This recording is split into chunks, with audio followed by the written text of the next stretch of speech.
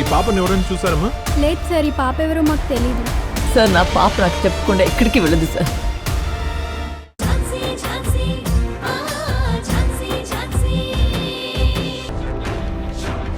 Hello Mrinalini. Padma, ఎలా ఉన్నావు? ఇప్పుడు నీ హెల్త్ అంతా ఓకేనా? నీరసం తగ్గిందా? పెయిన్స్ అలాంటివి ఏమీ లేవు కదా? ఏమీ లేవు, ఇప్పుడు కొంచెం పర్వాలేదు. పర్వాలేదేంటి అంటే ఇంకా పూర్తిగా సెట్ అవ్వలేదా? అలా అయితే మళ్ళీ ఒకసారి హాస్పిటల్కి వెళ్ళి చెకప్ చేయించుకోవచ్చు కదా.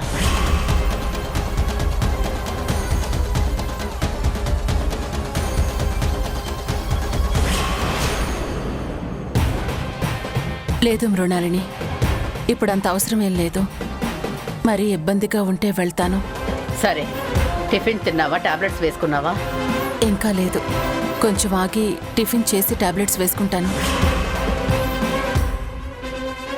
ఇంకెప్పుడు? ఇప్పటికే చాలా టైం అయిపోయింది కదా, మరీ ఇంత లేట్ అయితే ఎలా? ముందు లేచి టిఫిన్ చేసి టాబ్లెట్స్ వేసుకో. టాబ్లెట్స్ టైం టు టైం వేసుకోవాలి, నెగ్లెక్ట్ చేయకు. సరే, అలాగే వేసుకుంటాను మృణాలిని.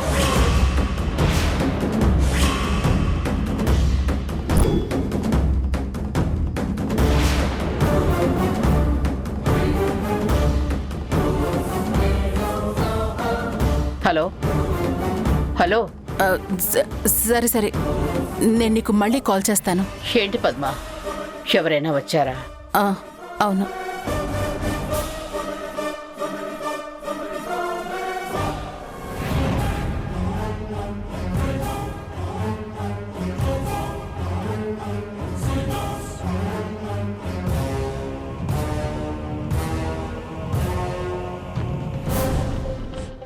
పద్మ, టిఫిన్ తీసుకో. అక్కడ పెట్టక్క, నేను తింటాను.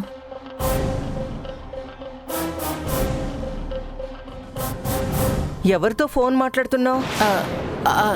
అది ప్రియాంక అక్క. అవునా? ఎందుకు ఫోన్ చేసింది పద్మ? అది మెడిసిన్ వాడుతున్నానా లేదా అని తెలుసుకుందామని చేసిందక్క. సరే, నువ్వు టిఫిన్ చేయి. నీకేవైనా అవసరమైతే నన్ను పిలువు, నేను వస్తాను. సరే అక్క.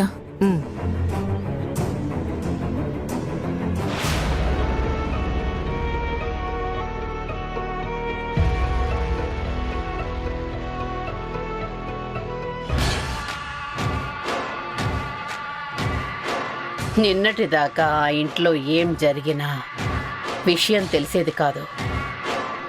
కానీ ఇప్పుడు అక్కడ గుండు సూది కింద పడినా ఇక్కడ నాకు వెంటనే తెలిసిపోతుంది. పిచ్చి పద్మ, నేను వేసిన వలలో నువ్వు నీ మొగుడు భలే పడ్డారు. ఈ మృణాల్ని అనుకుంటే సాధించలేనిది ఏదీ ఉండదని మీరిద్దరూ నిరూపించారు. అది ఈ మృణాలిని అంటే.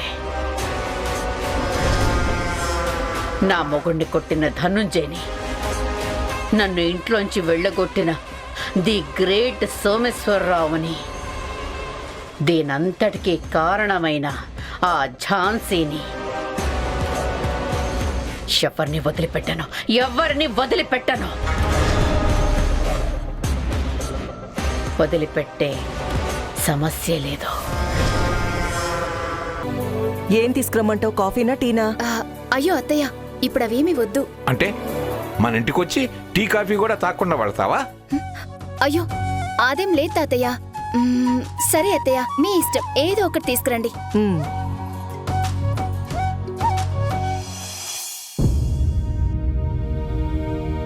పద్మా, నీకోసం ప్రియాంక వచ్చింది.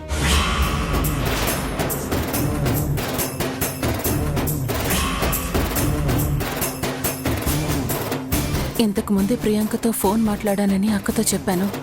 కానీ ఈలోపే ప్రియాంక వచ్చింది. అక్కకేమైనా డౌట్ వస్తుందా?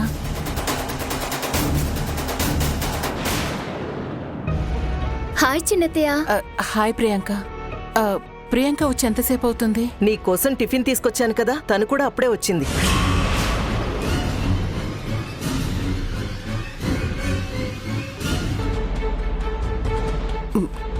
ఏ వారాహి, నువ్వు నన్ను పెళ్లి చేసుకోకపోతే రేఖ ఏం చేస్తుందో నీకు తెలుసు కదా. రేఖ, అరుంధతి,